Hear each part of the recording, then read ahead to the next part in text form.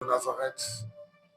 Tu es venu sur la terre, envoyé de Dieu pour mourir à la croix afin que nous soyons sauvés.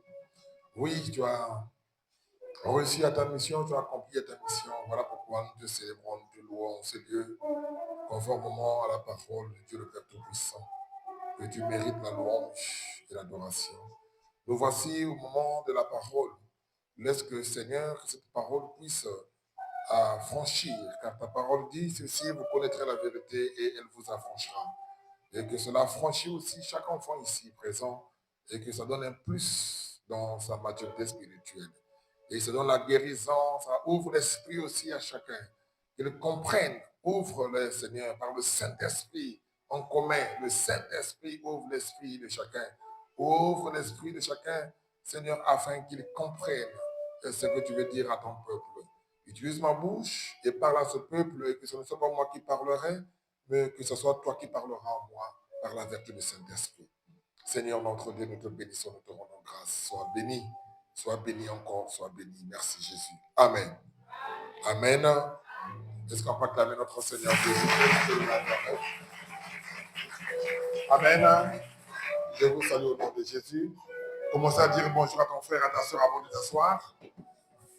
Avant que Vanda paie sa pose n'a pas gagné, dis bonjour à ton frère, à ta soeur qui est à côté de toi. Demande-lui comment la maison. C'est la famille. C'est ta famille. Dis-lui comment la maison, ça va. Bonne façon, tout ça, dis bonjour. Veuillez vous asseoir.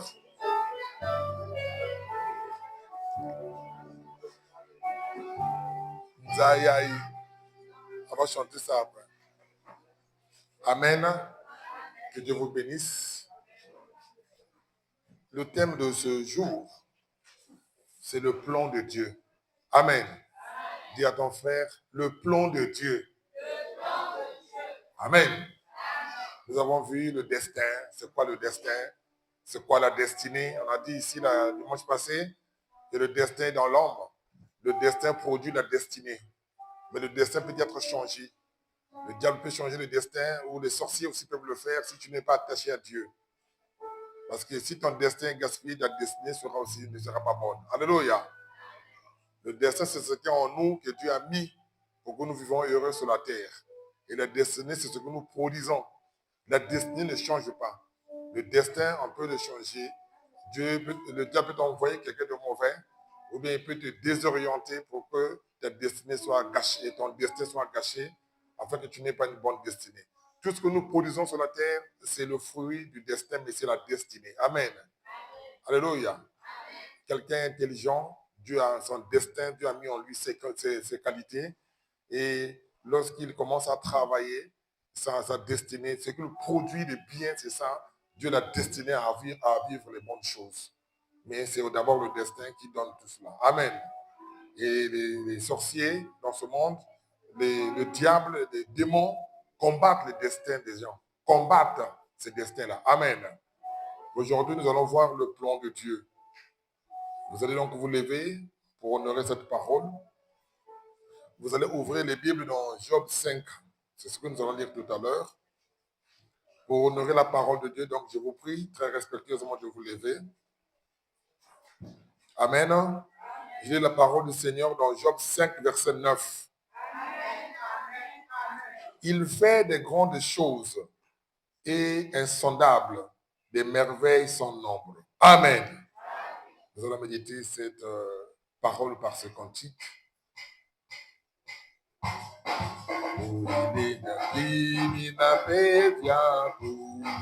Oilinda swani na sisi kyamu oikwenda kuzulude kuna wena pekuchama fwange pekunawe tusandisa mukusungimina fumo tusandisa mutomwadiata mundile ayayi enazaya Zayai,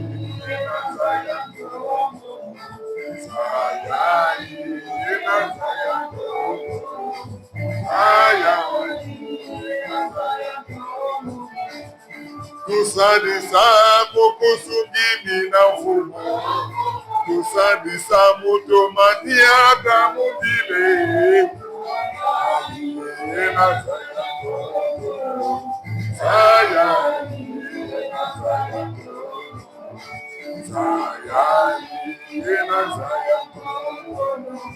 Zaya, Zaya, Mutila, Mona, Quetila, Mutila, Menedisi, Sabaka, Putu, Zangolo, Satana, Weti, Mutua, Mubisa, Mubulu, Zulendo, Wakui, Sotukulo, Bene.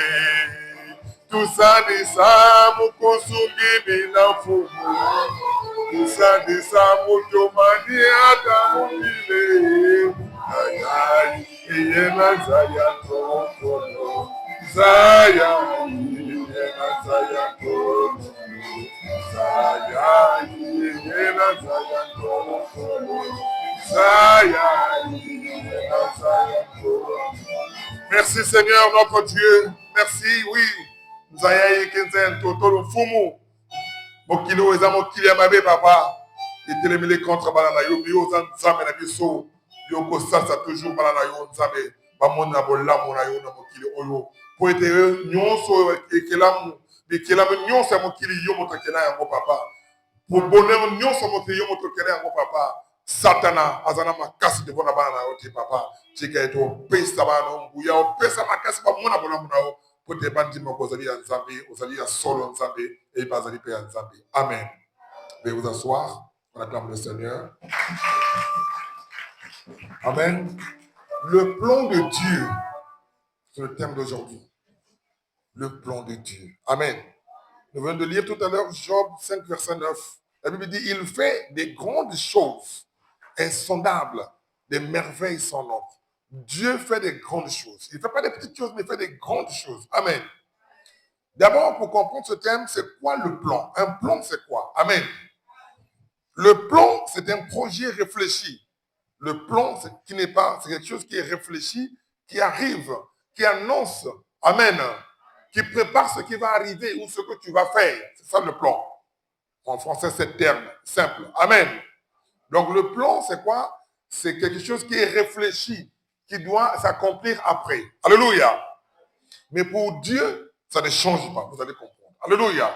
On vous a dit ici, le destin peut changer, la destinée peut connaître un coup, parce que tu n'as pas marché droit avec le Seigneur, parce que tu n'as pas obéi à Dieu, parce que le diable est rentré dans ta vie et il t'a désorienté pour que tu ne vives pas un destin heureux dans ta vie. Alors que Dieu nous a établis sur la terre pour contempler ses merveilles, pour vivre ce qu'il a créé, pour vivre heureux. Amen. Retenez que Dieu fait miséricorde à qui il fait miséricorde. La Bible dit dans Exode 33, verset 19. Exode 33, verset 19, il dit ceci. L'Éternel répondit, je ferai passer devant toi toute ma bonté et je proclamerai devant toi le nom de l'Éternel. Je fais grâce à qui je veux faire grâce et je fais compassion de qui je peux faire avoir compassion. Amen. Donc ici, c'est Moïse qui demande à Dieu de nous montrer sa grandeur. C'est comme toi, tu as demandé à Dieu, je prie, montre-moi ta grandeur. Et Dieu répond donc à Moïse et dit, je te ferai grâce, mais c'est à moi. Alléluia. C'est Dieu, ça dépend de Dieu, la grâce là. C'est lui qui fait grâce. Si tu es en présent dans ces lieux, parce que Dieu a voulu que tu sois ici. Alléluia. Ça ne veut pas dire que tu es le plus beau, la plus belle, le plus riche, le plus intelligent de ce pays, mais Dieu a permis que tu viennes écouter cette parole parce qu'il t'a fait grâce. Amen. Parce que parmi nous, il y a des gens qui sont partis faire autre chose en dehors de la prière. Mais Dieu a permis que tu viennes parce qu'il t'a fait grâce. Souvenez-vous, ce mois de mars, je suis prophète, je vous dis certaines choses, mais c'est un mois qui est dédié à une entité mystique. Et vous verrez que c'est un mois où il y a beaucoup d'accidents, il y a beaucoup de choses qui se font dans ce pays, le mois de mars. Mais toi, Dieu t'a fait grâce. Tu vivras le mois d'avril, mai, juin, et tu toucheras aussi l'année qui arrivera. Alléluia. Même si tu rentres dans un avion, dans un véhicule, s'il y a quelque chose de mal à cause de toi qui prie ici, le Seigneur va épargner ça. Parce que c'est sa grâce. Alléluia. Ça ne veut pas dire que tu as l'argent. Non.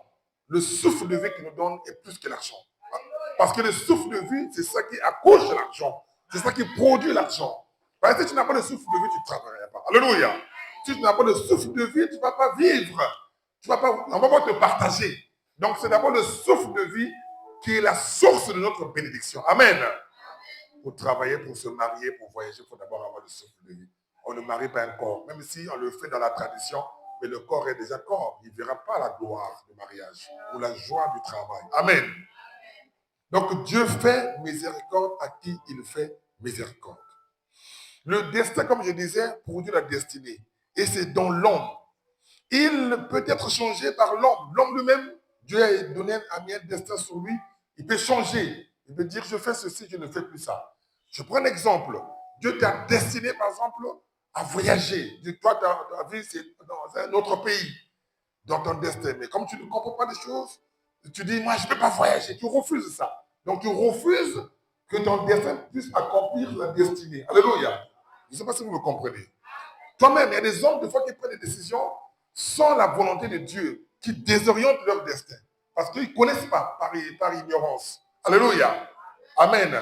Nous voyons des gens, Dieu parfois a destiné un homme dans ta vie, ou une femme dans ta vie, mais toi, tu ne veux pas de cette femme-là. Alors c'est cette femme-là qui est à la base, qui va faire que ton destin puisse s'accomplir. Alléluia. Et tu refuses. Et après, Dieu te révèle que c'était elle qui pouvait être pour toi une marche, une femme dans la marche ou un homme dans la marche. Donc l'homme lui-même, quand il n'a pas de discernement, peut changer son destin sans se rendre compte. Alléluia. Et le diable aussi, connaissant ton destin qu'il est bon, il peut aussi t'amener dans des choses pas bien. Je prends un exemple. Le diable peut arriver, Dieu t'a destiné à faire des grandes choses. Le diable te propose ce qu'il a à lui, comme il a proposé à Jésus, de l'adorer. Et si toi tu l'adores aussi, ça veut dire qu'il peut changer la destinée, il peut changer ton destin. Ce que Dieu a mis en toi, le diable peut le changer. Parce que tu es maintenant avec lui. Tu n'es plus avec Dieu. Amen. Vous allez comprendre au fur et à mesure. Amen. Donc le destin, ou le destin qui produit la destinée peut être changé. Et le diable aussi peut le faire. Par contre, le plan de Dieu ne change pas. Alléluia. Amen. C'est différent. Alléluia. Le plan de Dieu ne change pas. Que ce soit le péché, que ce soit les hommes, où le diable ne peut pas changer le plan de Dieu. Amen. Alléluia. Je dis bien, que ce soit le péché, que ce soit le diable, que ce soit l'homme lui-même, il ne peut pas changer le plan de Dieu. Amen. Alléluia. On va lire un verset dans le psaume 89, verset 34. Surtout si ce plan-là est déjà prononcé par Dieu, il ne peut pas le changer. Le psaume 89, verset 34, la Bible dit, « Je ne violerai point mon alliance et je ne changerai pas ce qui est sorti de mes lèvres. » Donc lorsque le plan, Dieu a prononcé son plan dans un état, dans une nation, dans ta vie, c'est son plan. Amen. Il ne va jamais changer. Alléluia. Que ce soit le péché, vous allez comprendre pourquoi je parle de péché. Que ce soit le péché, que ce soit, c'est pas l'homme lui-même, que ce soit la volonté du diable, ça ne peut jamais changer le plan de Dieu. Parce que le plan de Dieu est entre les mains de l'Éternel. Alléluia. Le destin est dans nous, mais le plan de Dieu est entre les mains de Dieu. Ce n'est pas entre les mains de l'homme, ce n'est pas entre les mains du diable, mais c'est entre les mains de Dieu. Alléluia. Parce que c'est son plan à lui, c'est à lui. Amen. Alléluia. Quelque chose qui est entre les mains de Dieu ne peut pas être changé par les hommes ni par le diable. Voilà pourquoi la Bible dit ceci dans Proverbe 1, Proverbe 21, verset 1. J'aime souvent ce verset. La Bible dit, le cœur de roi soit comme un courant d'eau dans les mains de l'Éternel. Il incline partout où il veut. C'est-à-dire, Dieu, quand il a en main ce qu'il tient ton cœur, il tient son plan pour toi. Il l'oriente là où il veut. Que tu veux ou pas, c'est lui qui va orienter parce qu'il est Dieu. Alléluia. Que les sorciers veulent changer ou pas, c'est lui qui va orienter parce qu'il est Dieu. Même si le diable te combat, il se met debout. C'est lui qui oriente son plan, qui sait ce que je dois faire. Après ça, je vais faire ceci. Alléluia. Parce qu'il est Dieu. Amen. Il est égal à lui-même. Amen. Pour bien comprendre ce thème, je vais prendre deux illustrations, deux exemples. On va commencer d'abord par le peuple d'Israël. Le peuple d'Israël, dans le plan de Dieu, ce peuple devait souffrir et après devait vivre Canaan. Amen. Alléluia. Dans le plan de Dieu, le peuple d'Israël devait souffrir et devait vivre après un bonheur. On va lire Genèse 15, verset 13. Genèse 15, verset 13. La Bible dit ceci. Genèse 15, verset 13. C'est Dieu qui parle. Il parle à Abraham. Il dit ceci. Genèse 15, verset 13. Il dit, Et l'Éternel dit à Abraham, sache que tes descendants seront étrangers dans un pays qui ne leur sera point à eux. Ils y seront asservis et on les opprimera pendant 430 ans. Vous voyez le plan de Dieu. Amen. Dieu annonce à Abraham que tes descendants vont souffrir pendant 430 ans. C'est son plan. Pourquoi il le fait? Il le fait, c'est parce qu'il veut que ce peuple-là puisse comprendre que Dieu existe. Vous savez, il y a des gens dans ce monde, tant qu'il n'y a pas un miracle, il ne peut pas croire que Dieu existe. Alléluia. Amen. Il y a des gens dans ce monde, quand il n'a pas croisé quelque chose de grave, et Dieu l'a ramené à la vie, c'est difficile pour croire. Il faut qu'il croise quelque chose, en ce moment, quand tu reviens, il dit oui, Dieu existe. Et il commence à prier. Alléluia. Et dans là, par contre, qui ont la chance, sans avoir vécu des choses mystiques, ils croient. Et heureux ces personnes. Mais ici, Dieu voulait amener ce peuple à vraiment le croire. Amen.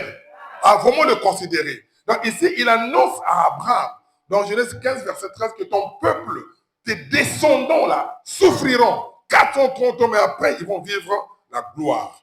Maintenant, et il a réalisé son plan parce que dans le plan de Dieu, c'était comme ça. Amen. Dans Exode 3, verset 7 à 8, la Bible ici, Dieu parle à Moïse. Il lui dit, j'ai vu la souffrance de mon peuple. Je suis descendu pour le sauver. Il dit, je l'amènerai dans un pays où coule le lait et le miel. Est-ce qu'on peut acclamer notre Seigneur? Alléluia. Est-ce que ça, c'est acclamer Jésus vraiment? Tu acclames Jésus, ça? Amen. On acclame notre Seigneur.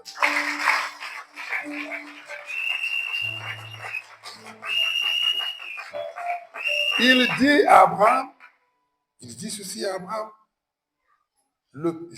à Moïse plutôt, je suis descendu. Je suis descendu, c'est pour que ce peuple-là, je l'amène là où, dans un pays où coule le lait et le miel. Amen. Mais on peut dire dans ce texte, quand vous allez lire, vous allez vous poser la question, mais pourquoi ce peuple n'est pas arrivé là-bas? Amen. Pourtant, Dieu a dit, c'est à Moïse qu'il a dit, que je t'amènerai dans un pays où coule le lait et le miel. Dans son plan, c'était comme ça. Il devait amener le peuple d'Israël dans un pays qui devait couler le lait et le miel. Il avait dit ça déjà dans Genèse 15, verset 13. Là. Amen. Mais vous allez remarquer que Moïse n'est pas arrivé à Canaan. Il n'a pas vu donc ce bonheur-là. Amen. Ceux qui étaient avec lui en dehors de Caleb et Josué, ils n'ont pas vu aussi ce bonheur-là. Alléluia. On peut se dire donc Dieu avait menti. Non, Dieu ne ment pas. Le plan de Dieu ne change pas. Alléluia. Retenez qu'en dehors de Moïse, le peuple a vu quand même Canaan. Ceux qui avaient 20 ans jusqu'en bas avaient vu Canaan. Alléluia. Donc dans son plan, il n'a pas changé. Même s'il n'a pas voulu que Moïse arrive, mais dans son plan, le peuple devait arriver là-bas. Quel que soit ce qui devait arriver, le peuple devait arriver. Alléluia. Amen. Amen. Est-ce que vous comprenez ça? Dieu a bel et bien réalisé son plan. Donc de 20 ans et moins, on va lire dans Nombre 32, Nombre 32, verset 11 à 12. La Bible dit, ces hommes qui sont montés d'Égypte depuis l'âge de 20 ans et au-dessus ne verront point le pays que j'ai juré de donner à Abraham, à Isaac et à Jacob, car ils n'ont pas suivi pleinement ma voie, excepté Caleb, fils de Jephné, le Kénésien, et Josué, fils de Naoum, qui ont pleinement suivi la voie de l'Éternel. Amen. Vous voyez ici, le peuple d'Israël qui avait reçu la promesse, qui devait voir Canaan, ce peuple-là n'est pas arrivé à Canaan à cause du péché, de leur péché. Amen. Parce qu'ils avaient désobéi à Dieu, ils n'ont pas fait la volonté de Dieu. Ils ont adoré les statues, ils ont fait beaucoup de choses. Ils ont douté. Mais ça n'a pas changé le plan de Dieu. Est-ce que vous comprenez ça? Parce que Dieu a amené les enfants de 20 ans jusqu'en bas à Canaan, qui constituait le peuple d'Israël. Parce qu'il avait dit, j'amènerai le peuple là à Canaan. Est-ce que vous comprenez ça? Amen. Alléluia. Le peuple d'Israël à qui avait reçu le message de Dieu par Moïse n'est pas arrivé à Canaan, la plus grande majorité.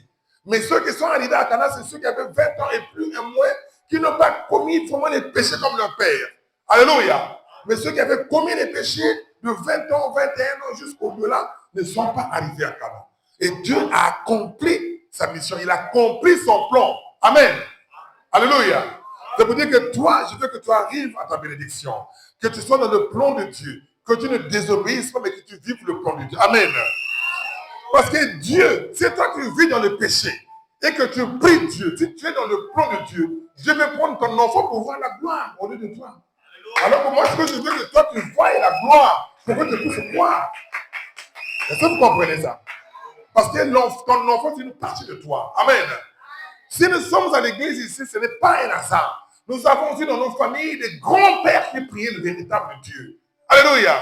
Même si nous sommes venus dans les familles de la sorcellerie, mais nous avons eu des gens qui priaient pour nous, qui disaient, Seigneur, moi je vais mourir, mais je veux que mes enfants, mes enfants prient, qu'ils soient bénis. Et c'est cette bénédiction-là qui t'amène ici pour que cela s'accomplisse, parce que le plan de Dieu ne s'est pas accompli là-bas, mais ça va s'accomplir chez toi. Alléluia. Est-ce que vous comprenez ça? Alléluia. Ce n'est pas un hasard que quand il y a des choses qui arrivent, des combats, tu ne meurs pas. Il y avait quelqu'un qui avait prié pour toi. De la même façon que tu pries aussi pour tes enfants. Amen. Est-ce que peut acclamer notre Seigneur? Amen. Vous allez remarquer dans cette histoire, le diable avait détourné les hommes du plan de Dieu. C'est-à-dire, le diable peut détourner les hommes du plan de Dieu. Mais le plan de Dieu ne change pas. Est-ce que vous comprenez ça?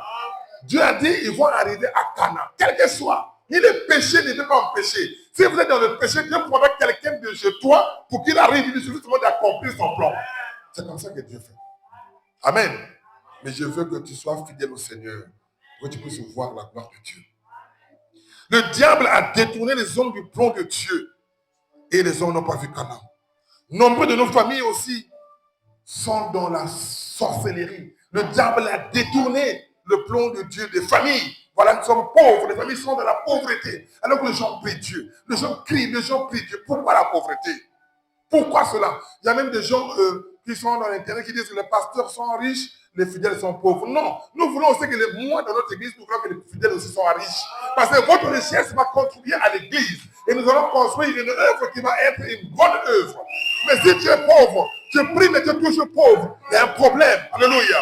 Le problème, ou c'est toi, ou c'est Dieu que tu ne pries pas bien, ou c'est toi qui n'es pas bien avec Dieu. Parce que Dieu est Dieu, il existe. Alléluia. Amen. Parce qu'il n'y a pas que le pasteur doit avoir de gros ventre. Non. Même toi aussi fidèle. Parce que Dieu est pour tout le monde. Il est pour le pasteur, il est aussi pour les fidèles. Il a établi le pasteur pour conduire les églises, mais les pasteurs ne sont pas supérieurs aux âmes. Nous sommes tous égaux devant Dieu. Nous sommes des égaux devant Dieu. Parce qu'il y aura des âmes, des bandits qui vont aller au ciel, d'autres personnes n'iront pas à cause de leur péché. Il y aura des personnes qui vont partir et les bandits n'iront pas à cause des péchés. Nous sommes là pour transmettre la parole de Dieu. Alléluia. Donc notre bonheur doit faire aussi votre bonheur. Votre bonheur doit faire aussi notre bonheur. Alléluia. Nous ne devons pas être dans une église où il n'y a que les uns qui sont riches, les autres sont pauvres. Non.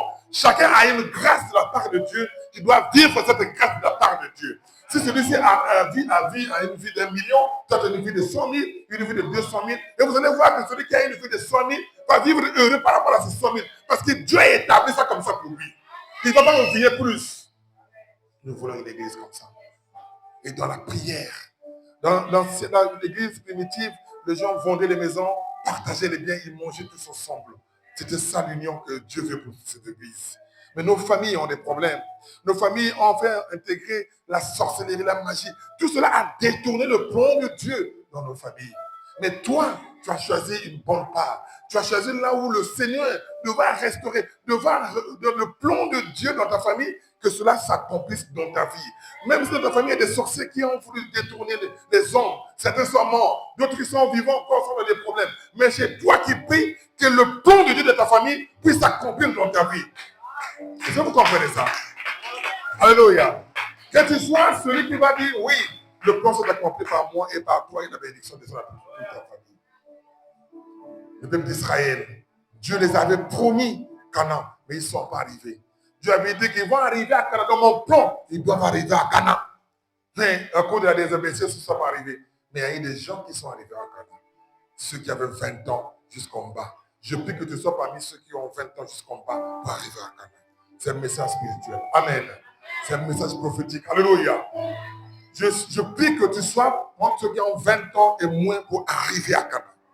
Est-ce que vous comprenez ça? Est-ce que vous comprenez ça?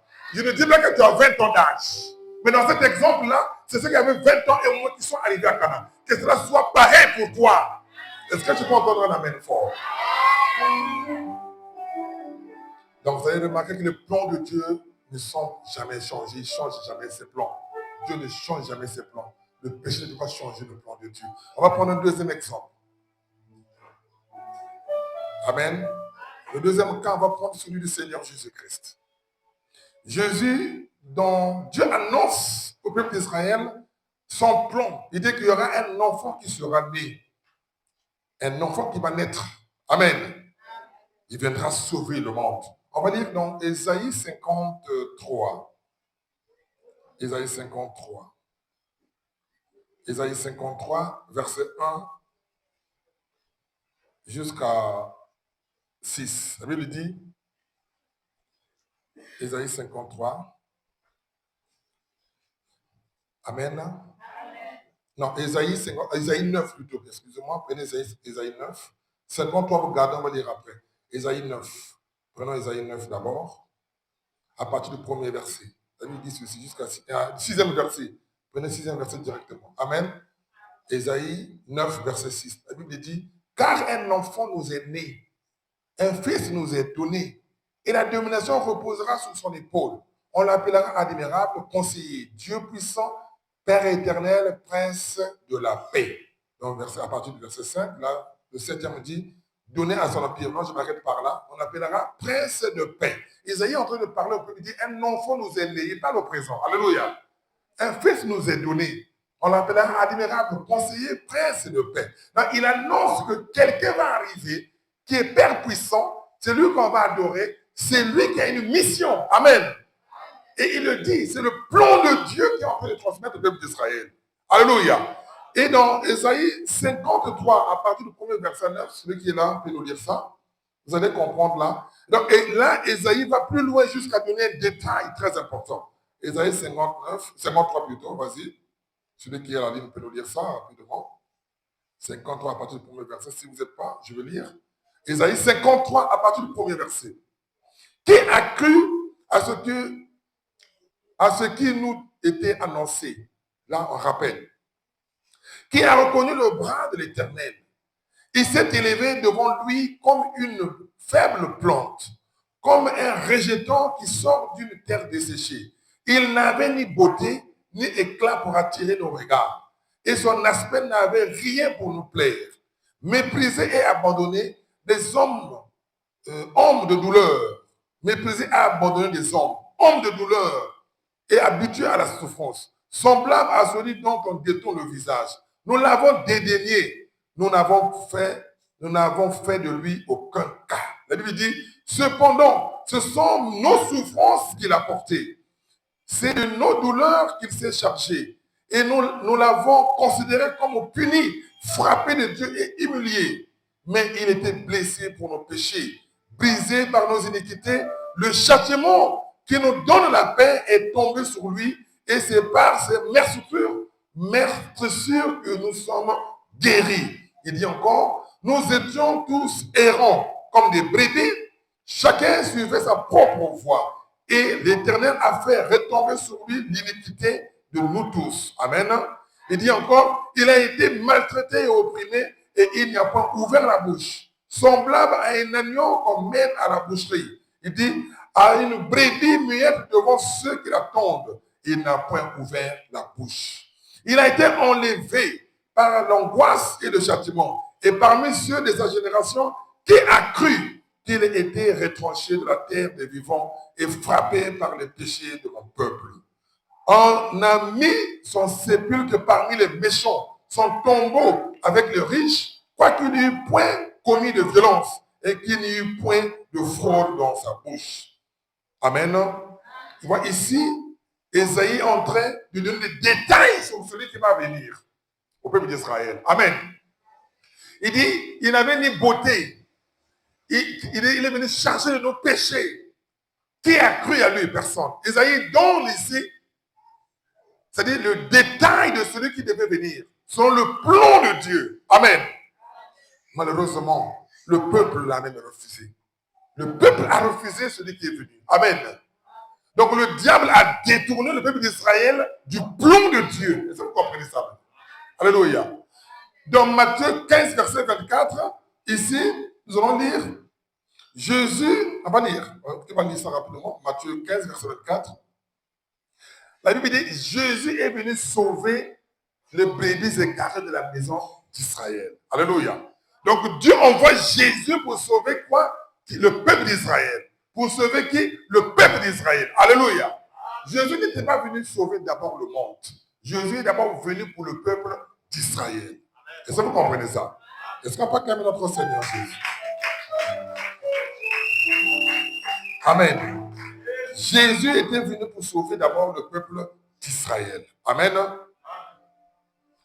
Mais le diable va dans... Ça, c'est le plan de Dieu. Le plan de Dieu qui sauve le peuple d'Israël. Le diable va détourner donc les hommes du plan de Dieu. Mais ce n'est pas tous les hommes, parce qu'il avait 12 apôtres. Amen. Donc les hommes de cette époque-là vont même se permettre à se rendre coupables, à refuser Jésus. Nous ne voulons pas. Donc pour eux, en faisant ça, le plan de Dieu devait être un échec.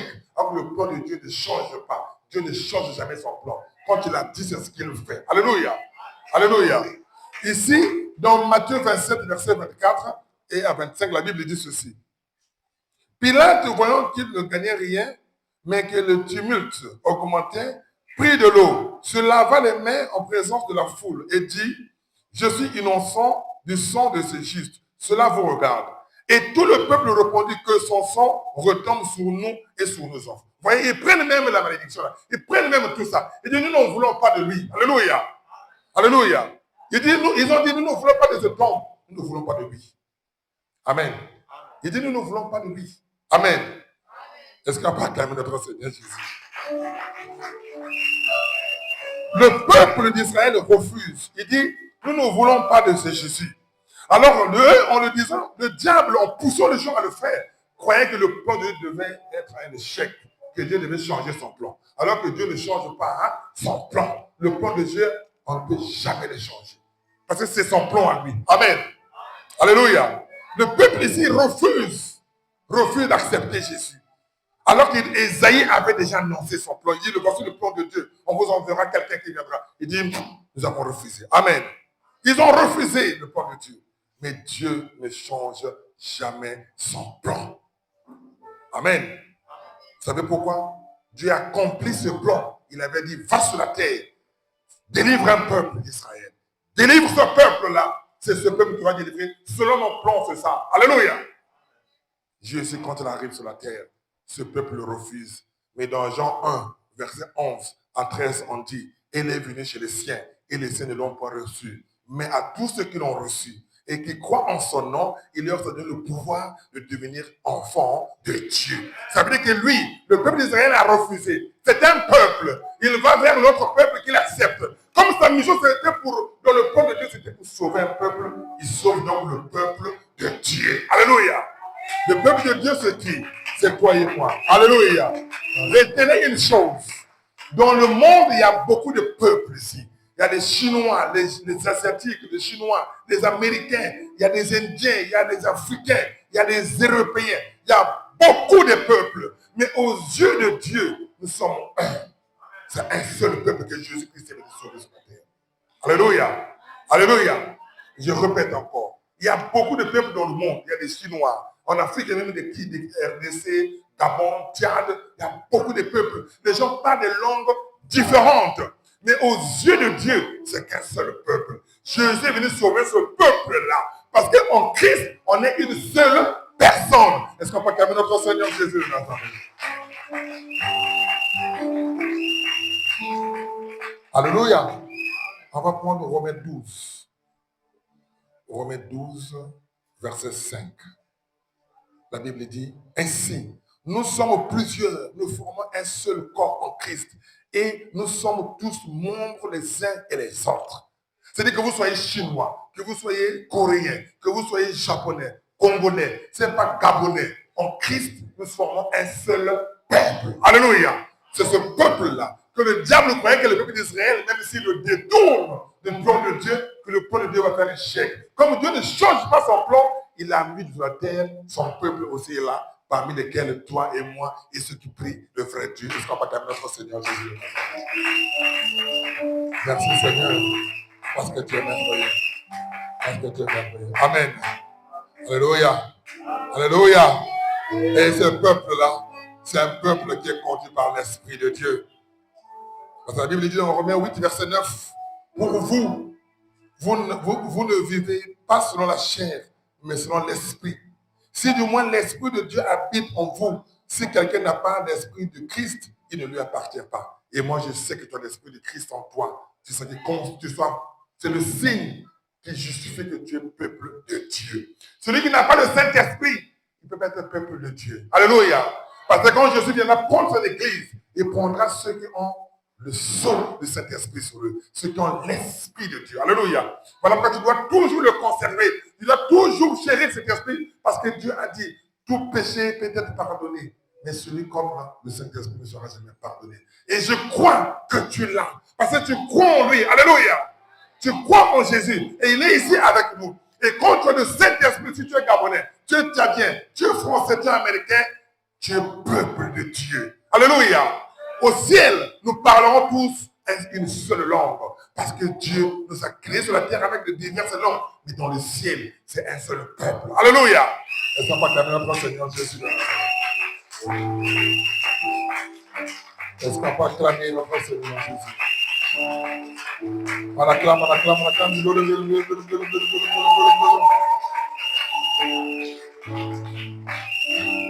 Amen. Jésus, dans le plan de Dieu, c'était pour sauver le peuple d'Israël. Mais il a aussi sauvé ce peuple parce que parmi les disciples, il y en avait 12. 12 disciples qui symbolisent les 12 tribus d'Israël. Alléluia.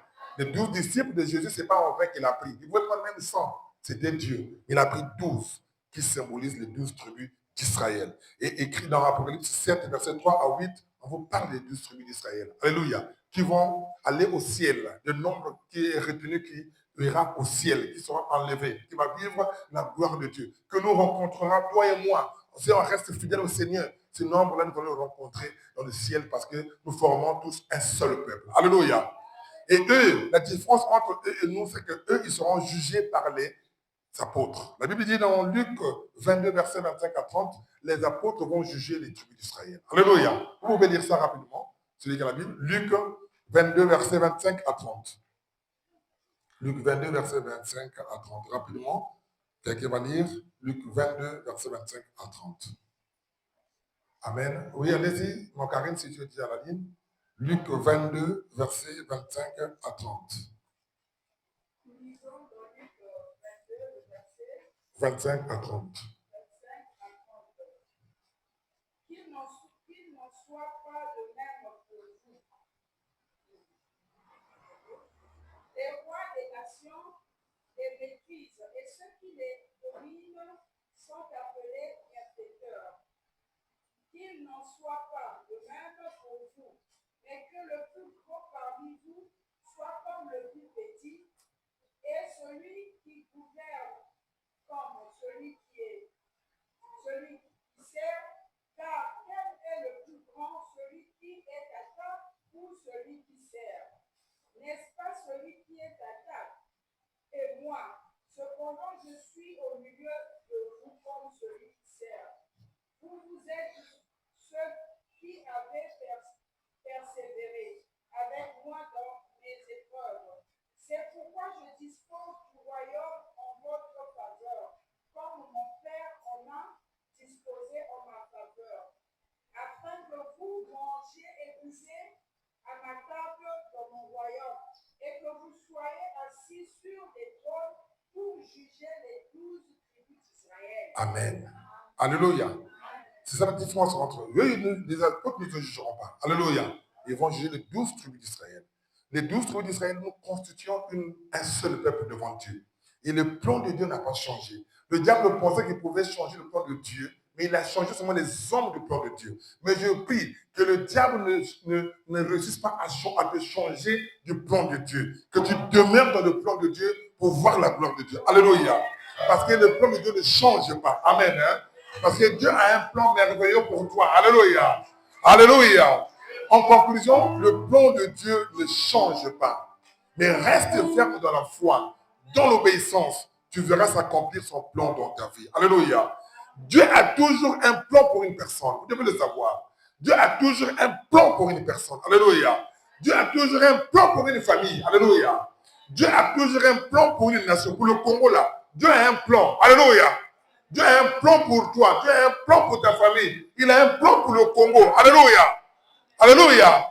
Et je prie que tu vois ce plan se réaliser. Alléluia. Que tu sois parmi les 20 et jusqu'en bas pour vivre ce plan se réaliser. Voilà pourquoi il ne faut pas se détourner de la foi. Reste ferme dans la foi. Amen. Et le Dieu a un plan même pour le monde. Dieu a un plan pour le monde. Vous savez, le plan du monde, c'est lequel? Il y aura l'enlèvement et il va détruire le monde. On ne va jamais changer ça. C'est ce qu'il a dit. Alléluia. C'est son plan. Il détruira le monde. Il y aura l'enlèvement et il va détruire le monde. Alléluia. Retiens une chose. Le diable peut combattre le plan de Dieu. Mais toi, tu ne mourras pas quand tu restes ferme dans le Seigneur. Et tu verras ce plan s'accomplir. Alléluia. Tu ne mourras pas sans avoir vu ce plan s'accomplir. Une seule chose. Si tu n'as pas réussi à te détourner du plan de Dieu, mais il faut le refuser. Qu'il ne te détourne pas du plan de Dieu, afin que tu puisses voir le plan de Dieu. Alléluia. S'il touche, il vient vers ton destin. Il veut déstabiliser ton destin, ta destinée, ou tes promesses, je ne sais pas quoi. Mais reste ferme dans le Seigneur. Reste obéissant dans sa parole. Dis au Seigneur, je vais demeurer obéissant dans ta parole. Que ton plan que tu établis pour moi, Seigneur, fais-le. Alléluia. Nous disons qu'on souffre ici. Au pays, il y a ceci. Dans ma famille, il y a ça. Il y a un plan merveilleux pour ta famille. Il y a un plan merveilleux pour les pays, pour les nations. Ça existe. Mais tu vas voir ce plan-là quand tu restes ferme dans le Seigneur. Amen. Est-ce qu'on parle quand même notre Seigneur Jésus?